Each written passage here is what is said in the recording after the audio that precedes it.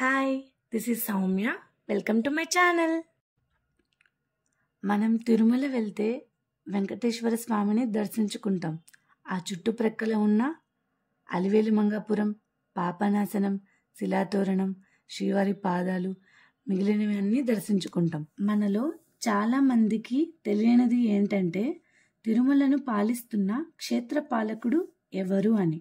ఇప్పుడు మనం అక్కడికే వెళ్ళబోతున్నాం. అదిగో చూడండి, తిరుమలను పాలిస్తుంది మరెవరో కాదు, ఆ మహాశివుడే, రుద్రుడు.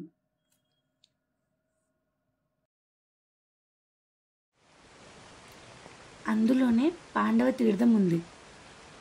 దానినే గోగర్భ తీర్థం అని కూడా పిలుస్తారు. ఇక్కడున్న గుహలో చాలామంది సాధువులు తపస్సు చేశారు. కురుక్షేత్రంలో జరిగిన కౌరవ పాండవ యుద్ధంలో కౌరవులు ఓడిపోయారు, పాండవులు గెలిచారు. ఆ యుద్ధంలో క్షత్రియులతో పాటు బ్రాహ్మణులు కూడా హతులైనారు. బ్రాహ్మణ హత్యా పాపము పోగొట్టుకొనుటకు పాండవులు ఈ తీర్థములో స్నానం చేసి గోదానము చేయు సంకల్పం తీసుకున్నారు. వారికి దానము స్వీకరింప బ్రాహ్మణులెవరూ కనిపించలేదు. అప్పుడు పాండవులు శ్రీకృష్ణుని ప్రార్థించగా శ్రీకృష్ణుడు వృద్ధ బ్రాహ్మణ రూపంలో వచ్చి గోదానమును స్వీకరించెను.